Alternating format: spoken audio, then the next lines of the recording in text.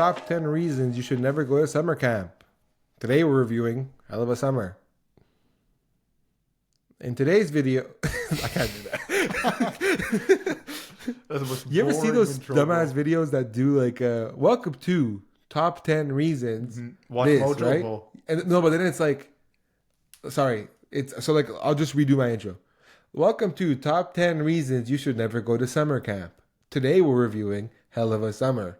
In this video, we're going to go over the top 10 reasons you should never go to summer camp. Bro just learned about AI slob. It's bad, bro. It's really bad. What are AI you doing? is crazy. AI is bad.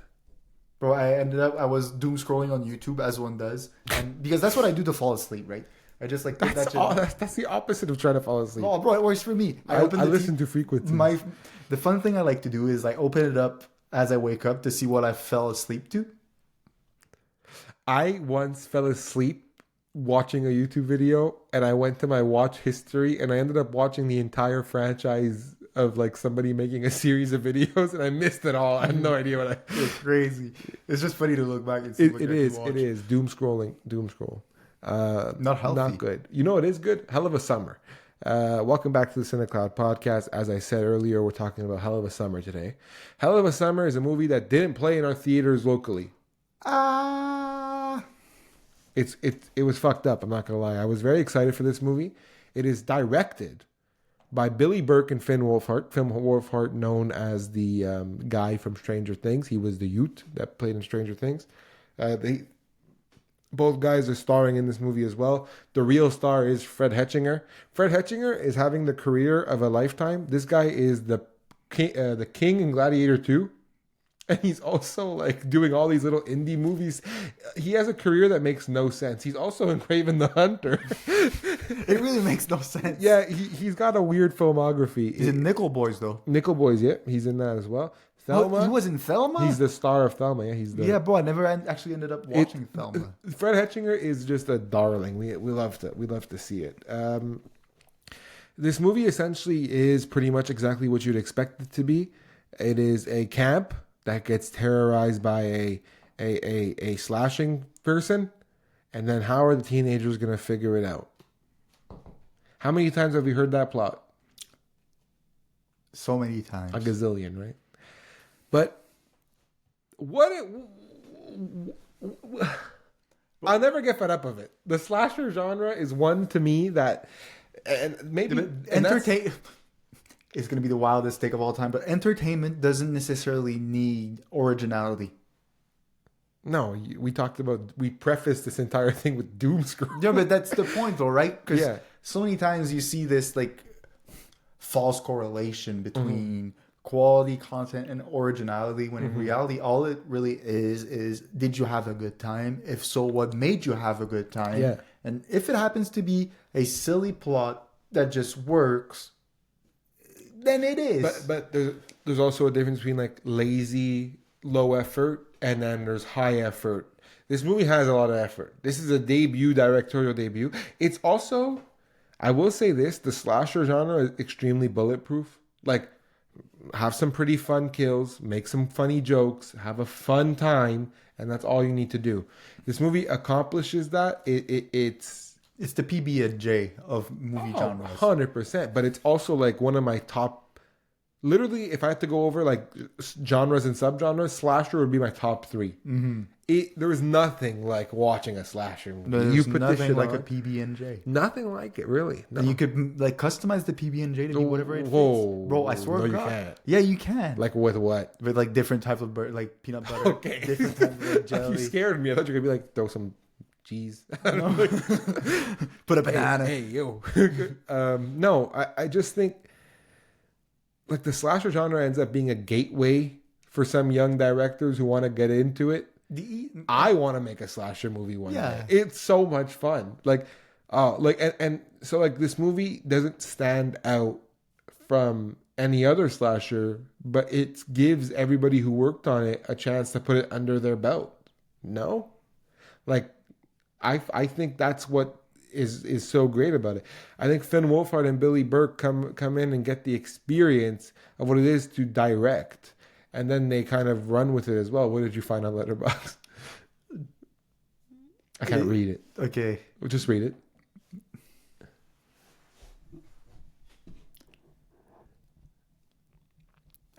Does it like fit the context of the movie? Yeah, that happens in the movie. Okay, cool. So I was like, what? So like, sorry for the pause, but the letterbox review is every girl has one basic need: receiving head for the full gyration of Spider-Man 2 on VHS. That happens in this movie. I was like, well, please give me context. So like, it happens like what I think this movie does well is, as much as it knows that it's like a slasher movie, it kind of picks up like those teenage stereotypes. Finn Wolfhard's character is like head over heels with this girl, and he's like, I'll do anything for her. She's my princess.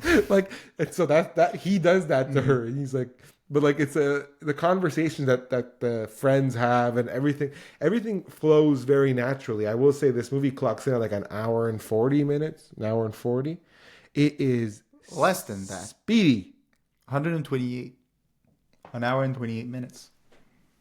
No. Yeah, 88 minutes. Yeah, an hour and 28 minutes. It is really fast, compact. It is over before you know it, but it does not overstay its welcome. It is a slasher without the fat. Like, it is perfect. It is perfect length for what this type of movie is.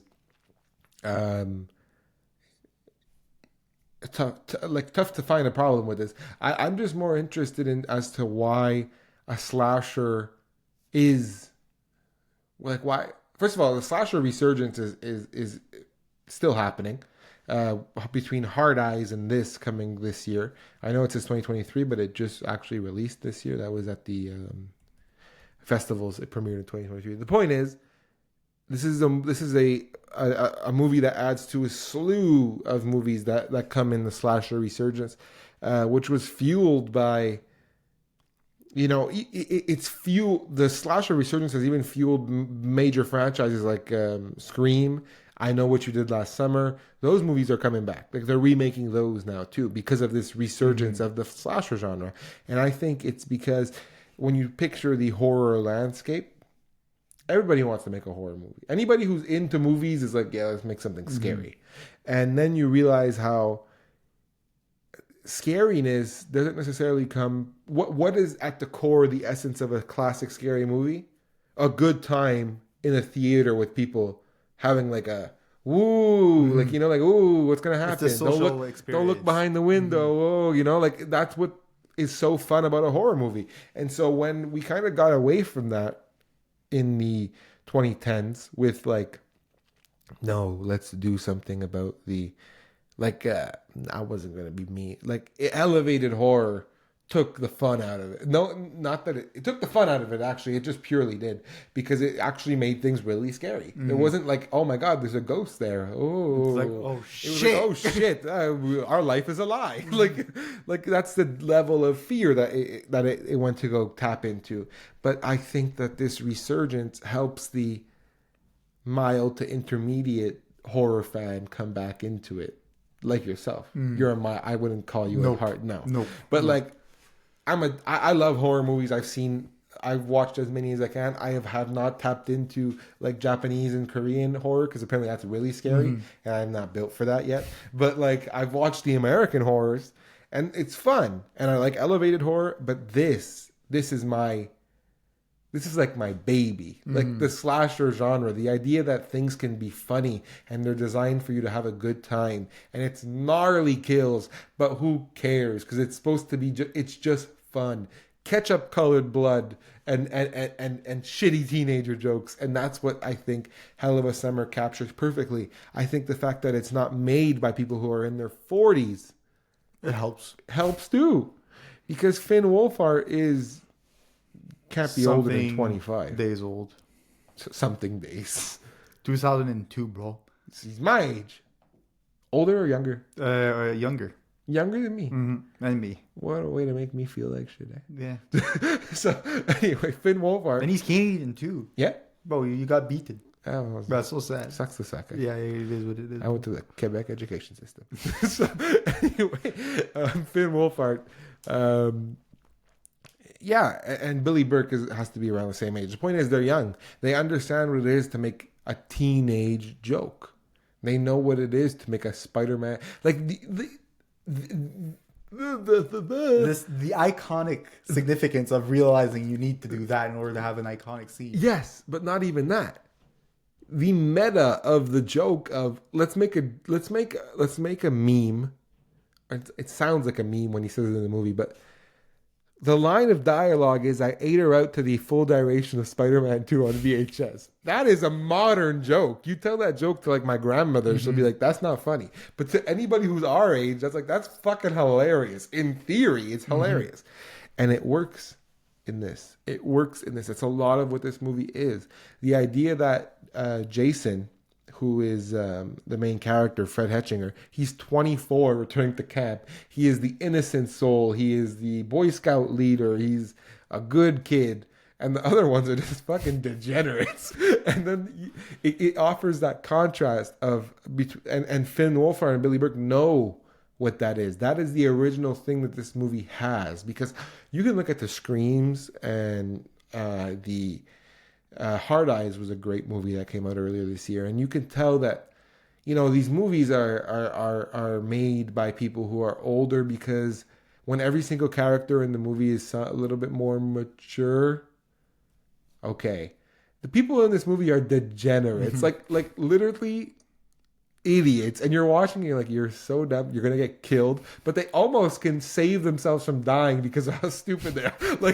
like literally a scene. Give you a perfect example. Jason, Fred Hetchinger, they leave 3 people. Something scary happens. He bolts back in, closes the door, and he goes, "Where'd they go?" He lost the 2 other people because it's just fear, panic, everyone for themselves. No one thinks of helping anybody else. They're just kids, and they bolt back, and he's just standing there. And what happens if the other 2 went and hid in the closet somewhere? like it's just, the movie unfolds in a ridiculous manner, and it also. Apparently this is a new thing, but there's a subgenre of comedy called cringe comedy. It's comedy that's all based on making the audience feel awkward. This movie has that.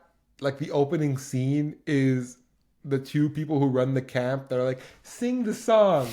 Play the song sing the song. Not that one. No, play the camp song." So he plays the fucking camp song. He just gets stabbed. You're like, whoa. But it's a movie. I'm a big fan. I said it on the episode about The Accountant too. I'm a big fan of when movies are self-aware enough to conduct themselves accordingly. What more self-aware are you going to get in a movie about young people than literally Finn Wolfhard, who's 22, about to be 23. 22. Yeah. And Billy Byrk, who can't be much older or younger. He got drafted? Well, Shadur Sanders just went to Cleveland.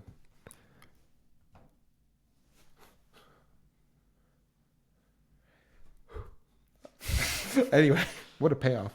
1999. What it is? Billy Byrk. Oh, okay, so he's older.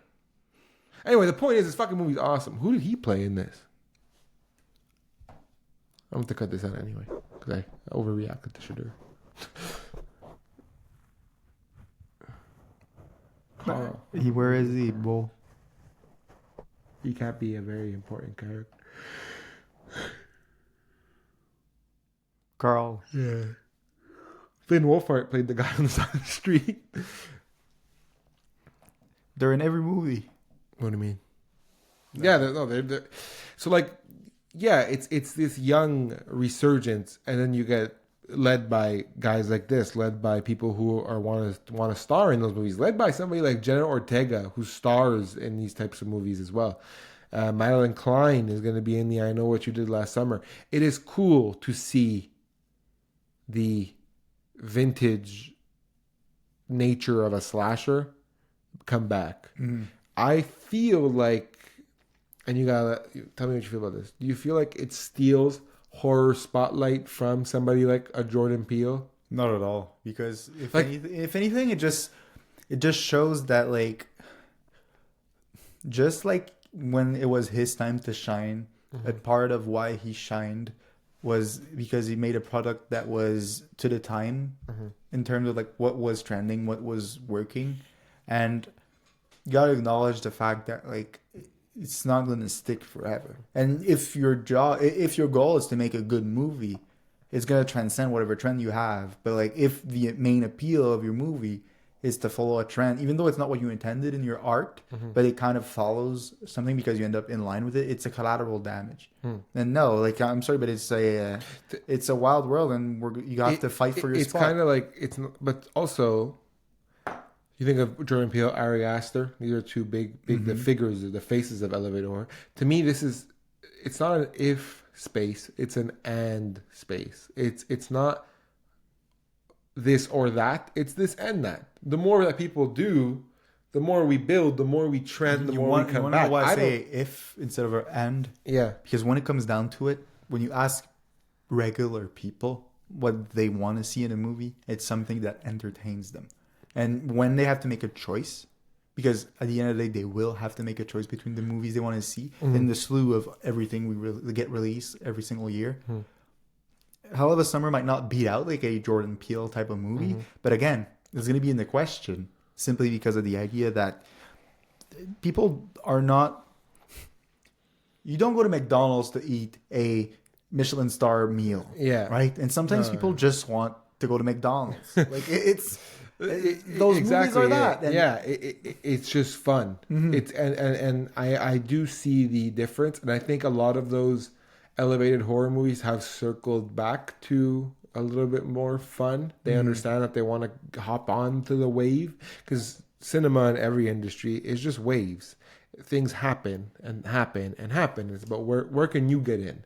And like Hell of a Summer gets in at a time where okay, the slasher resurgence is happening. This movie didn't do well distribution-wise. It didn't stand out to critics. That's the problem, is that these movies, the current film circuit has to start in a festival. How do you think Hell of a Summer did in a festival? Not good. Well, it's hard, because you're a fun slasher movie and you're being asked to be put, into the fire of a festival. And so you do what you can. And I think that this movie, it's part of that slasher resurgence, but that slasher resurgence really started with Ty West, I think. That's where I trace it back to. Ty West, X and Pearl. Was the the new Scream wave before that? I don't think so. It's the Scream 5. 2021. Yeah, 2022. Whereas X... 2021 X. 2022. Look, it was all... what I mean is that it was all coming about. I just remember one of the most notable ones. Terrifier is a big part of that as well. But I remember one of the big ones being X was one of the first, oh my God, the cult of slashers. Slashers are back. Jenna Ortega's in a slasher movie, and it leads that in. I will say this though. What I think X, Hell of a core difference between a movie like X and Hell of a Summer. One of them is much more niche than the other one. Hell of a Summer is very much your Hollywood slasher. X is so not your Hollywood slasher. It is a big difference, and that's where I feel like this movie it stumbled coming out of festivals, because I'm disappointed. I would have liked to see this movie get a wide release. I would have liked to have watched it in a theater. It's the most fun way to watch a slasher movie, but I ended up watching it at home on VOD. But the point is, beating the festival circuit as a slasher movie, you have to stand out. X, Pearl stand out. Maxine didn't stand out as much. Failed with, didn't perform as well with critics. I enjoy it, but it didn't perform as well with critics. But I can still say I enjoy X and Pearl more for what they are. I can still say I enjoyed the new Scream movies more for what they are. I'm trying to think. There's another slasher that came out. Hard Eyes more for what it is. These different concepts. And it's the idea that what leads us a bit astray when we were talking about slasher movies is that a lot of movies nowadays incorporate elements of slasher movies, yeah, and now it's hard to draw the line between what is a true slasher movie and what it isn't. Because like you could say that of every movie that have a slasher moment, because they understand that at the core, what a slasher needs to have in order to succeed is the culmination of a great kill. Because how can you top off a great kill? This movie has. I want to let you finish. Go ahead. Yeah, but like, yeah, if you cannot top off a great kill, and for so many of those movies, they have that part, but what they don't have is the community aspect of I'm gonna go see it with my group of friends and have a good time about it. Yeah. I'm never gonna think that Pearl or X is a movie I want to like bring 15 people with me to watch the movie. Actually. Whereas like a movie like Hard Eyes is, Friday the 13th was, Halloween is. It's like, oh, we're gonna watch a Halloween movie, Michael Myers. Oh, like you know, and that's how it's like split a movie that is a true slasher from a not true slasher. If I go in a cabin in the woods with my friend for like a weekend getaway and I want to put on a movie, those are the movies I'm gonna put on. I'll tell you, like the Friday the 13th, or like I'll tell you what this movie fails at. The killer is not like a person. Personifying your killer makes a slasher movie, awesome. Ghostface, watch out for that guy. Mike Myers, what? Oh, that's fucked up. Michael Myers, watch out for that guy. Imagine. Groovy, man. Michael Myers, watch out for him. Jason Voorhees, watch out for him. Hard Eyes in the new one, watch out for him. This movie doesn't have that, like, who's the killer? Whoa, he must be this. Like, it doesn't go that far. It's trying to stay a little very, very tight, maybe budget, maybe whatever. But it doesn't change the fact that it's fun. These movies are made to be fun, and this movie is fun. It's perfectly enjoyable. I will say this, though. You were talking about the incorporation of that slasher element. It's happening in every movie. Talk to Me has it. Bring Her Back, which comes out A24, the Raka Raka twin, they're gonna have that. They like the gore. You gotta have the gore. There was a certain period of time where horror movies didn't have gore. It was just like, there's a ghost. Watch her fling this person across. Psychological trauma. Yeah, and shit. yeah. The Conjuring, massive proponent of that, where it was like, we don't need blood to scare you. We will just scary. Something's there. You don't know what it is. Very scary. But the slasher genre is not scary. The slasher genre is not trying to scare you. It's trying to excite you, get a rise out of you. What's going to happen? You don't know, and we don't know. And it's a thriller that trades the mysterious aspect of it for fun. Like it's the bridge between horror and thriller is a slasher. Yeah, and it's a beautiful bridge. To me, it's the bridge between horror and comedy. It's what happens when your horror gets so absurdist that you just strip it away with, like, what happens when you ever watch a horror movie with the sound off?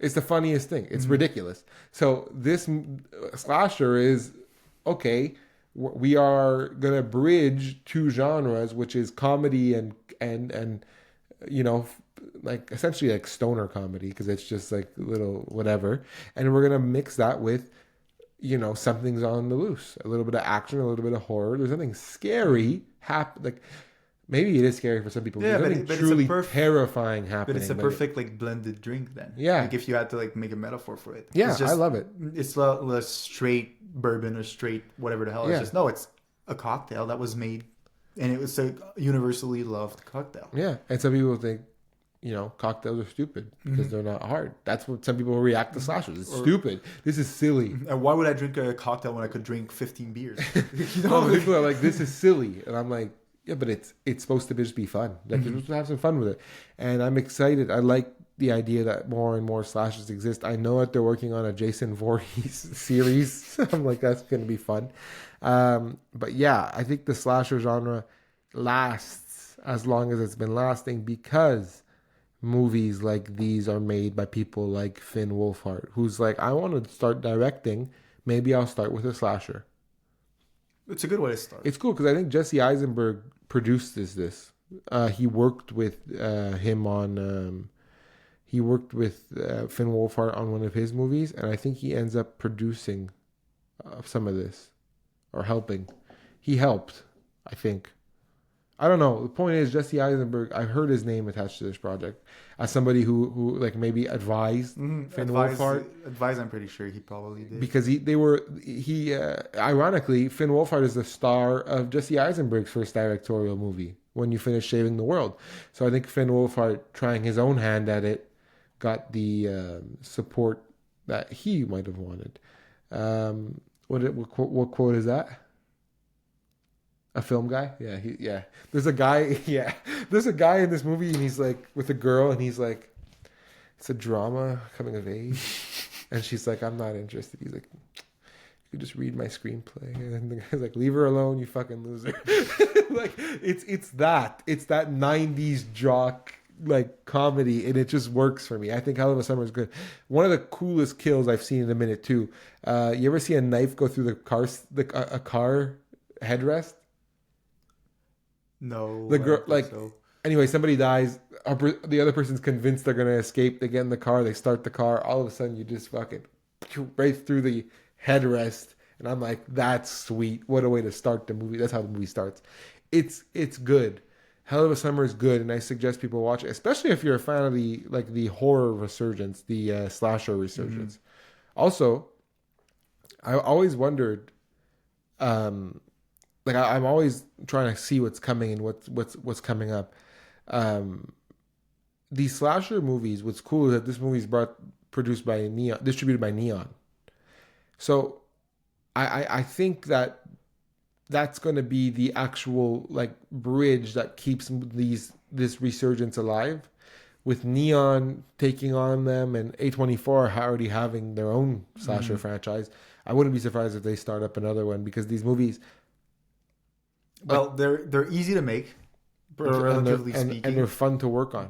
Mm-hmm. Nobody who works on a slasher movie is like, that was the most bad. That was the worst experience. And it has. I hate to say it like this, but it has little to no risk.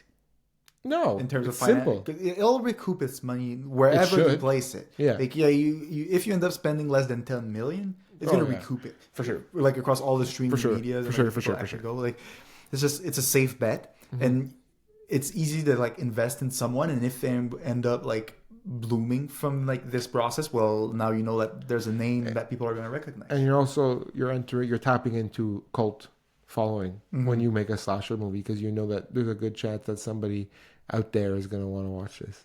Hell of a Summer, a hell of a fun.